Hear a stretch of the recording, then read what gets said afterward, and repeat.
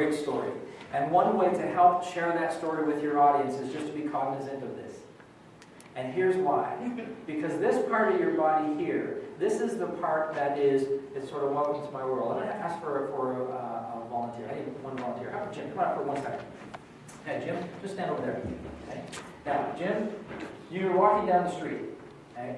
And, no, just stay there. I've done all the time, Jim.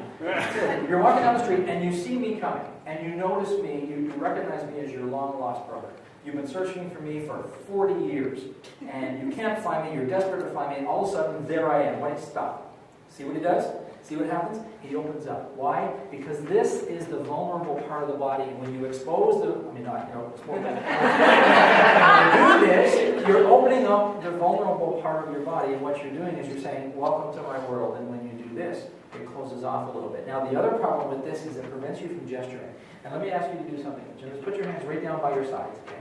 And audience, I'm going to give him a short instruction, and I'm going to ask you just to make note of how you feel about his message. You don't have to put a word to it, just be cognizant of it. And I'm going to ask you, with your hands down by your side, Jim, just say these words. Say, I've told you everything I know.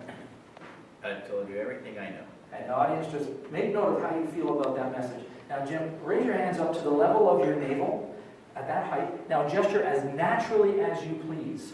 And say the same words. I've told you everything I know.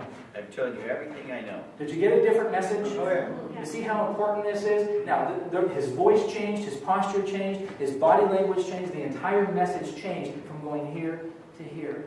And when we clasp our hands, we shut the audience out, and we rob them of that communication.